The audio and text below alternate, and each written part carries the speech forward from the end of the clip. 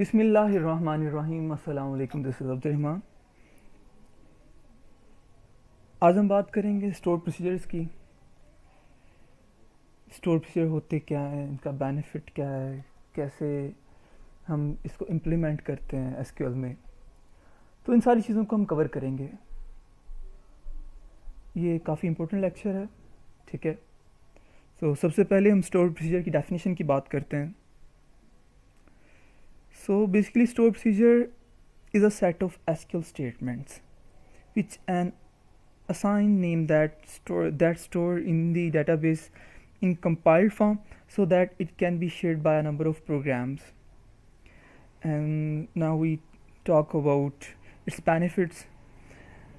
Stored procedure allow modular programming and allow faster execution, and they can reduce network traffic. They can be used as a security mechanism. आप कुछ इस तरह से समझें कि store procedure क्या है। बेसिकली ये है एसक्यूएल स्टेटमेंट्स ही, ठीक है हमारे लिए ये क्या है, एसक्यूएल स्टेटमेंट्स, जिनके थ्रू हम क्या करते हैं, जिनको हम एक नेम असाइन करते हैं और कंपाइल करते हैं और स्टोर करते हैं। कहाँ पे? अपने एसक्यूएल सर्वर में। क्यों स्टोर करते हैं? ताकि उसको हम शेयर कर सकें बहुत सारे प्रोग्राम्स के साथ। अगेन मैं रिपीट कर रहा हूँ कि स्टोर प्रोसीजर क्या है, एसक्यूएल स्टेटमेंट्स हैं जिनको हम कोई ना कोई नाम देख के स्टोर कर देते हैं एसक्यूएल सर्वर में। क्यों स्टोर करते हैं? ताकि हम शेयर कर सकें डिफरेंट प्रोग्राम्स में। और इसका बेनिफिट क्या है? एक तो मॉड्यूलर प्रोग्रामिंग जो हमेशा से ही बेनिफिशियल रही है प्रोग्रामिंग में, चाहे वो एसक्यूएल हो, चाहे जावा, चाहे सी शार्प, एनी लैंग्वेज। उसमें मॉड्यूलर प्रोग्रामिंग का कॉन्सेप्ट है कि हम प्रोग्राम्स को मॉड्यूल्स की फॉर्म में राइट करें, ठीक है, ताकि उनको बार बार यूज़ किया जा सके। और स्टोर प्रोसीजर का बेनिफिट क्या है कि ये हमें फास्टर एग्जीक्यूशन प्रोवाइड करता है। जो सिंपल हमें क्यूरी या कोई भी क्यूरी लिख के, कोई भी कोड लिख के एग्जीक्यूट करते हैं, ये उससे कहीं ज़्यादा हमें इसकी फास्ट एग्जीक्यूशन प्रोवाइड करता है, ताकि हमारी एप्लीकेशन ज़्यादा फास्टली वर्क कर सके। They can reduce network traffic. अच्छा, फास्ट एग्जीक्यूशन पे मैं एक और बात करना चाहता हूँ, जो कि बड़ी ही इंपॉर्टेंट बात है। अक्सर आपने देखा होगा कि आपके पास नेट की स्पीड बड़ी अच्छी आ रही है, नेट की स्पीड बहुत अच्छी आ रही है, लेकिन आप किसी स्पेसिफिक वेबसाइट को जब ओपन करने की कोशिश कर रहे हैं तो वो ओपन नहीं हो रही, वो काम नहीं कर रही, या ओपन हो रही है तो बहुत ही स्लो हो रही है। तभी आप क्या करते हो कि किसी और टैब में यूट्यूब, गूगल या किसी और वेबसाइट को ओपन करके चेक करते हो कि क्या यार मेरा नेट स्लो आ रहा है या उसी साइट का इशू है।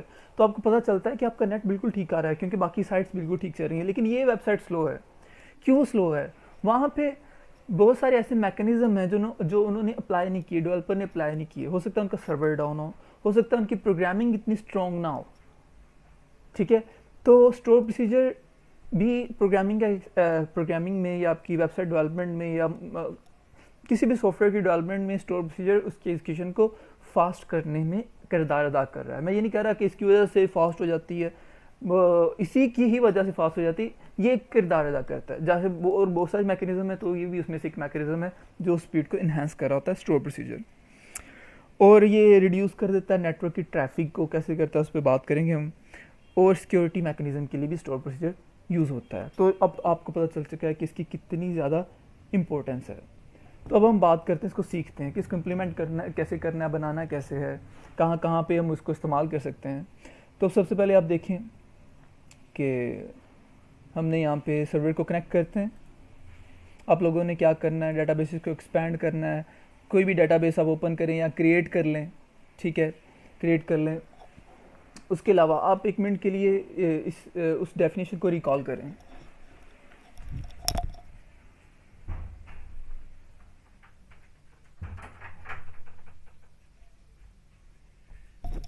जी, आपने इस डेफिनेशन को रिकॉल किया, वो करवाने का पर्पज़ ये था कि अब मैं जो स्टेप्स लूँगा वो आपको याद होंगे कि मैं क्या कर रहा हूँ। वही स्टेप्स लूँगा जो मैंने बता दिए हैं, ठीक है। इस डेटाबेस में आप कोई भी एक टेबल क्रिएट करोगे, क्योंकि मेरे पास ऑलरेडी क्रिएटेड टेबल है, तो मैं उसी पे वर्क करूँगा ताकि आपका हम ज़्यादा जल्दी से इसको कर सकें, क्योंकि टेबल बनाना आपको आते हैं। ओके, अगर नहीं आते तो वो आपके मेरे स्टार्टिंग वाले लेक्चर देखें, उसमें मैंने टेबल्स बनाना सिखा दिए आपको। सेलेक्ट स्टैटिक फ्रॉम स्टूडेंट्स, ठीक है। अच्छा, ये यहाँ पे आप टेबल देख रहे हैं, उसके उसका डाटा देख रहे हैं, उसका डाटा देख रहे हैं। हम इस डाटा पे ऑपरेशन क्या अप्लाई करते हैं ज़्यादातर? हम इंसर्ट अप्लाई करते हैं, अपडेट अप्लाई करते हैं, डिलीट अप्लाई करते हैं, यही करते हैं ना। तो इन तीनों ऑपरेशंस की हम स्टोर प्रोसीजर बना सकते हैं, ठीक है। जैसे कि मैंने लिखा इंसर्ट, सॉरी, स्टोर प्रोसीजर बनाने के लिए आपको लिखना पड़ता है create procedure. Procedure mean store procedure, ठीक है। हम पूरा नहीं लिखते स्टोर प्रोसीजर, सिर्फ हम प्रोसीजर का कीवर्ड यूज़ करते हैं। और इस स्टोर प्रोसीजर को हमने कोई ना कोई नेम देना है। जैसे कि मैं दे रहा हूँ कि किस टेबल का बना रहे हैं हम स्टोर प्रोसीजर, स्टूडेंट टेबल का। किस पर्पज़ के लिए बना रहे हैं, डाटा को इंसर्ट करने के लिए। उसके बाद आपने यहाँ पे ये जितने कॉलम्स हैं ना, ठीक है, नेम का, फादर नेम का, स्टूडेंट नेम का, फादर नेम, प्रोग्राम और डेट ऑफ एडमिशन। आईडी को हम इसलिए छोड़ रहे हैं क्योंकि आईडी इस टेबल के अंदर ऑटो इंक्रीमेंट है। अगर ऑटो इंक्रीमेंट नहीं होगी तो उसके लिए भी हम एक वेरिएबल बनाएंगे। हम यहाँ पे कुछ वेरिएबल डिक्लेयर करते हैं।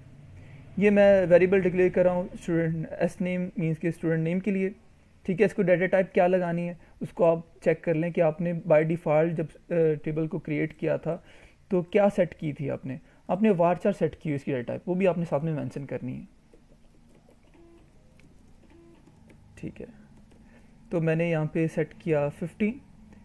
उसके बाद अच्छा, अक्सर ना यहाँ पे स्टूडेंट्स बड़ी मिस्टेक करते हैं, नेम लिखने में, कॉलम्स के नेम लिखने में मिस्टेक करते हैं। तो उसका एक इजी सोल्यूशन बता दूं आपको कि किसी भी कॉलम पे आप क्लिक करके F2 प्रेस करेंगे, रीनेम में चला जाएगा, कंट्रोल सी से कॉपी करें और @ खुद से राइट करके कंट्रोल V से पेस्ट कर दें। ऐसे आपकी स्पेलिंग मिस्टेक नहीं होंगी, ठीक है। क्योंकि मेरी इस पर प्रैक्टिस है तो मैं इसको वैसे डायरेक्ट लिख रहा हूँ। बहरहाल मैंने आपको इसका शॉर्टकट बता दिया जिसमें मिस्टेक आने के चांसेस आपके बिल्कुल नील हो जाएंगे, ठीक है जी। अब मैं डाटा टाइप कहाँ से देख देख के लिख रहा हूँ आपको पता है कि साथ में मैंने इसको ओपन किया ना, तो यहाँ से देख देख के मैं डाटा टाइप से लिख रहा हूँ। और लास्ट में मैं क्या कॉलम चाहिए, डेट ऑफ एडमिशन, ठीक है, जिसकी डाटा टाइप क्या है, डेट टाइम, ठीक है। उसके बाद हम यूज़ करते हैं एज का कीवर्ड। अच्छा, यहाँ पे एक स्टूडेंट और मिस्टेक करते हैं, मैं साथ साथ बताता जाता हूँ कि हर कॉलम के साथ कोमा लगाने के बाद आखिर वाले के साथ भी कोमा लगा देते हैं। कोमा का मकसद होता है कि दो वैल्यूज़ को सेपरेट करना। इन दो वैल्यूज़ को सेपरेट कर रहा है, इन दो वैल्यूज़ को सेपरेट कर रहा है, इन दो वैल्यूज़ को सेपरेट कर रहा है। इधर कोमा लगाने का मकसद इसलिए नहीं बनता, पर्पज़ इसलिए नहीं बनता कि हमने नेक्स्ट कोई कॉलम मेंशन नहीं करना, तो लास्ट वाले कॉलम के आगे कोमा नहीं लगाना। उसके बाद आप एज का कीवर्ड यूज़ करते हो। एज का कीवर्ड आपने ऑलरेडी भी यूज़ किया हुआ है जब हम टेबल्स को रीनेम करते थे, एम आई राइट।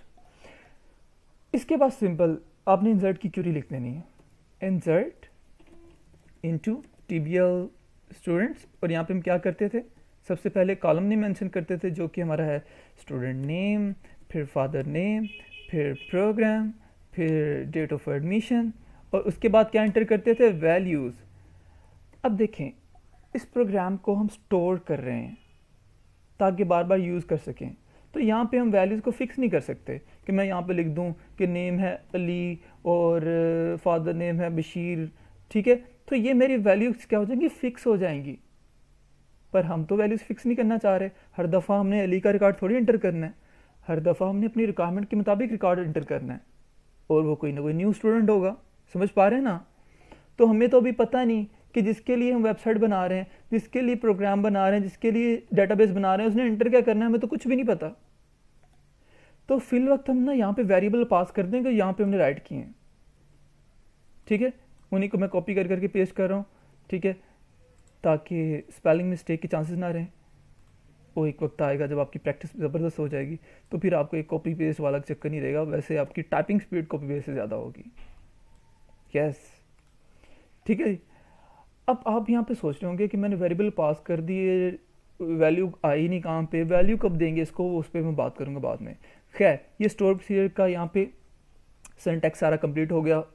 तो ये बड़ा आसान था, इसको मैं रिपीट कर रहा हूँ अगेन से कि सबसे पहले हम क्रिएट लिखते हैं, प्रोसीजर लिखते हैं, टेबल का नेम, और ये जो है स्टोर प्रोसीजर का नेम है, कुछ भी लिख सकते हैं, ये फिक्स नहीं है, कुछ भी लिख सकते हैं आप अपनी तरह से, है यूज़र डिफाइन होता है।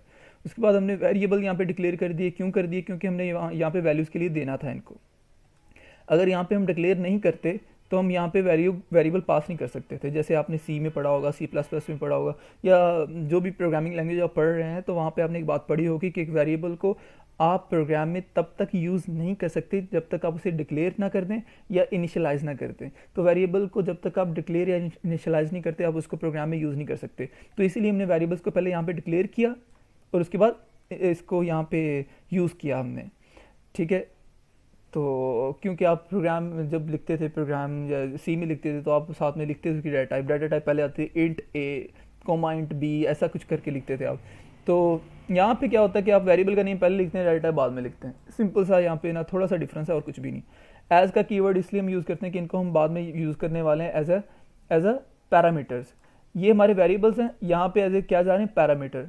पैरामीटर कह लें या इनपुट्स कह लें या इस क्यूरी की इनपुट्स कह लें या रिक्वायरमेंट कह लें या वैल्यूज़ कह लें, इट्स अप टू यू, जैसे भी आपको इजी लगता है इसको याद करना। तो स्टोर प्रोसीजर क्रिएट करने का स्टूडेंट के टेबल या किसी टेबल के में डाटा इंसर्ट करने के लिए अगर आपने स्टोर प्रोसीजर बनाना है तो उसका ये सिंटैक्स था जो कि कंप्लीट हो चुका है। हम इसको एक्सिक्यूट करते हैं। एक्सिक्यूट करने पर अगर ये मैसेज आ जाता है commands completed successfully, it's means ये पूरी लाइफ के लिए ठीक काम करेगा। यहाँ पे वर्ड बड़ा इंपॉर्टेंट है, पूरी लाइफ के लिए। अगर यहाँ पे इशू होता तो अभी बता देता कि यहाँ पे आपका फ़लाँ जगह इशू है, फ़लाँ जगह इशू है, और कभी कंपाइल ना होता। अगर ये वन टाइम सक्सेसफुली कंपाइल हो जाता है तो पूरी लाइफ के लिए ठीक काम करता है, पूरी लाइफ के लिए दोबारा कंपाइल नहीं होता। कंपाइल क्या होता है कि आपकी हाई लेवल लैंग्वेज से लो लेवल लैंग्वेज में ट्रांसलेट हो गया, अगर वो काम ठीक हो रहा होता है तो वो सक्सेसफुली कंपाइल हो जाता है। अगर आपने सिंटैक्स ठीक लिखा होता है तो वो आपकी हाई लेवल लैंग्वेज से लो लेवल लैंग्वेज में राइट हो जाता है, ठीक है। ये कंपाइल हो चुका है। अब ये कहाँ गया है? अगर मैं इसको यहाँ से क्रॉस कर दूँ, ठीक है, मैंने इसको वेस्ट कर दिया, यहाँ से क्रॉस कर दिया, डिलीट कर दिया एक तरह से। ये कहाँ गया है? इसको अगर चेक करना हो, यूज़ करना हो, कहाँ से करेंगे? ठीक है, आपने सिंपल इस डाटाबेस पे राइट क्लिक करें, रिफ्रेश करें, ठीक है, और यहाँ पे आप जाएं प्रोग्रामेबिलिटी में, यहाँ से स्टोर्ड प्रोसीजर, यहाँ पे हमें मिलेगा, ये मिल गया, ये आ गया यहाँ पे। अच्छा जी, इसको इस्तेमाल कैसे करना है? दो तरीके हैं इसको इस्तेमाल करने की। इस्तेमाल इसे करने का राइट क्लिक किया, एक्सिक्यूट स्टोर प्रोसीजर में जाएंगे, यहाँ पे सिंपल वैल्यूज दे दिया करेंगे, ठीक है। ये देखो ना फॉर्म सा बन गया। स्टूडेंट का नाम क्या है जी? मैं ऐसे कहता हूँ वाजिद, ठीक है। फादर नेम क्या है? मैं कहता हूँ जी इसका फादर नेम हमज़ा है, ठीक है। प्रोग्राम कौन सा है जी? वो MCS कर रहे हैं। डेट ऑफ एडमिशन क्या है? तो मैं कहता हूँ कि 2020, और जैसे मैंने ऐसे कोई भी रैंडम दे दी, ओके, ठीक है। आप ओके करेंगे, लो जी डाटा इंसर्ट हो चुका है। वो अपने लिहाज से एक क्यूरी भी लिख के दे देता है कि मैंने इस तरह इसको एक्सिक्यूट किया। पढ़ना चाहें पढ़ ले, छोड़ना चाहें छोड़ दें, इससे हमें गर्ज नहीं है वैसे कि ये क्या लिखा है, इसको याद करना और टेंशन लेने की ज़रूरत नहीं। अगर आपको टेंशन हो रही है तो सिंपल इसको क्लोज कर दें आप, ठीक है।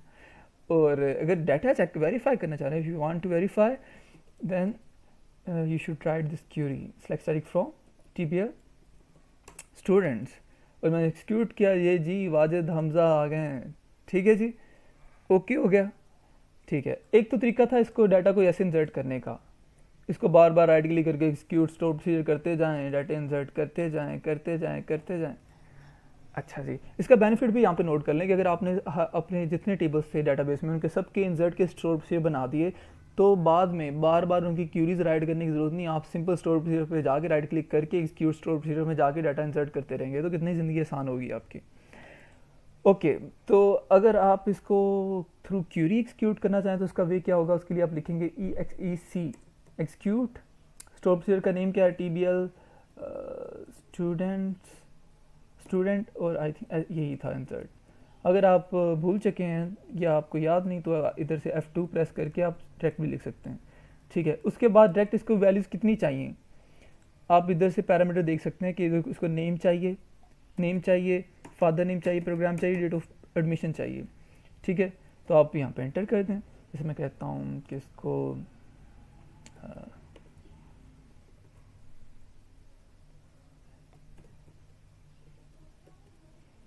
ठीक है, मैं प्रोग्राम दे रहा हूँ, जैसे मैं कहता हूँ PSRT, और यहाँ पे डेट दे रहा हूँ 2020, ठीक है। ओके, इसको हम एक्सिक्यूट करते हैं। वन रो इफेक्टेड, तो इसी तरह भी आप एक्सिक्यूट कर सकते हैं, और इसको आप वेरीफाई भी कर सकते हैं, वो तो आपको पता है, ठीक है। कैसे वेरीफाई करते हैं? तो ये जी सदफ का रिकॉर्ड भी यहाँ पे आ गया, तो इस तरह इसको एक्सिक्यूट कर सकते हैं। हाँ, यहाँ पे एक और चीज़ भी है कि आपने स्टोर प्रोसीजर बनाया और आप एक कॉलम को ऐड करना भूल गए। क्या करेंगे? क्या इसको राइट क्लिक करके डिलीट करके दोबारा बनाएंगे, या इसको मॉडिफाई किया जा सकता है? दोनों काम कर सकते हैं आप बेशक आप डिलीट करके दोबारा बना लें, जिसमें आपकी मेहनत ज़्यादा लगेगी। तो सबसे आसान सोल्यूशन क्या है कि राइट क्लिक करें, मॉडिफाई में जाएं, और यहाँ पे अगर आपका कोई कॉलम मिस था, लेट्स सपोज कि मेरा कोई कॉलम मिस था एट द रेट ऑफ, जो कि नहीं मिस था लेकिन फिर भी मैं आपको फॉर एग्जांपल बता रहा हूँ, at the rate of GH, और यहाँ पे आप फिर कॉमा लगाते, at the rate of GH कर देते। कोई ऐसी मिस्टेक हो सकती थी आपकी, आप मॉडिफाई करें, ठीक है। लेट्स सपोज कि आपने वो काम कर लिया, या स्पेस थी, वारचार का साइज़ 100 था, आप गलती से 50 लिख बैठे, ठीक है। तो सारी मॉडिफिकेशन अब बाद में जो आपकी है वो करने के बाद आपने सिंपल एक्सिक्यूट करना है। ये इतना टेंशन लेने की ज़रूरत नहीं कि यार ये ऊपर नीचे क्या हो गया, मैंने तो क्रिएट लिखा था, यहाँ अल्टर क्या हो गया। अरे भाई, जब आप मॉडिफाई करते हैं तो वो फिर क्रिएट नहीं हो रहा होता, फिर वो अल्टर हो रहा होता है। अल्टर मतलब कि अपडेट हो रहा होता है, चेंज आ रही होती है। जैसे कि आप जाते हो ना टेलर के पास, उसे कहते हैं कि अल्ट्रेशन कर दें, हाँ, कि मेरी शर्ट थोड़ी खुली है, इसको मेरे फिट कर दें, हाँ, कि मेरी जो पैंट की लेंथ है उसको कम कर दें। सो तो वो अल्ट्रेशन होती है, बिल्कुल वही अल्टर है, ठीक है। कौन सी कमांड है ये? DDL की, डाटा डेफिनेशन लैंग्वेज की। डाटा डेफिनेशन लैंग्वेज में है ना क्रिएट, अल्टर, ठीक है, एंड ड्रॉप। बाकी ये सारा, क्योंकि जब हम काम लेते हैं ना इसे SQL से, क्योंकि बहुत सारे स्क्रिप्ट ये प्री जनरेटेड देता है, तो फिर अपना सिंटैक्स पूरा करता है, वो सारा लिखता है। ये कमेंट इसने लिखा हुआ है, यूज़ MCS ऐसे बता रहा है कि भाई MCS की डाटाबेस को आप यूज़ कर रहे हैं। बहरहाल हमें इससे कंसर्न ही नहीं, हमारा काम है यहाँ से लेकर यहाँ तक, उसमें चेंज करने के बाद आप एक्सिक्यूट करेंगे, आपका काम हो गया। तो एक्सिक्यूट करना आपको आ गया, डाटा इंसर्ट करना आ गया, आपको पता है हम इसको बार बार रीयूज़ कर सकते हैं, और पूरी लाइफ में 1 टाइम कंपाइल होता है, ठीक है। और जब आप वेबसाइट बनाते हैं या इसके ऊपर वेबसाइट का इंटरफेस या मोबाइल एप्लीकेशन इंटरफेस या डेस्कटॉप एप्लीकेशन लगाते हैं, तो वहाँ पे भी आप बजाय कि क्यूरीज लिखने के, आप सिंपल स्टोर प्रोसीजर का नाम लिख देते हैं, ठीक है। और अगर आपने इसको नहीं चाहिए, आपको स्टोर प्रोसीजर आप नहीं बनाना चाह रहे, तो बेशक आप राइट क्लिक करके इसे डिलीट कर दें। It's up to you. आप यहाँ से सिर्फ ओके करेंगे, ये डिलीट हो जाएगा, ठीक है। तो हमने शुरू से लेकर एंड तक क्या देखा, इसको एक दफ़ा हम वाइंड अप करते कुछ इस तरह से कि हमने स्टोर प्रोसीजर की डेफिनेशन देखी, जो कि आपने याद करनी है। उसके बाद हमने इसके बेनिफिट देखे, जो कि आपने याद करने हैं। फिर हमने इसकी इम्प्लीमेंटेशन की, और फिर हमने इसमें देखा कि डाटा कैसे इंसर्ट करते हैं। एक तो राइट क्लिक करके execute store procedure, second query लिख के, थर्ड हमने देखा कि अगर हमें कोई चेंज करनी है तो हम कैसे कर सकते हैं। फोर्थ हमने देखा कि अगर हमें स्टोर प्रोसीजर को ड्रॉप करना हो, डिलीट करना हो, तो हम कैसे करते हैं।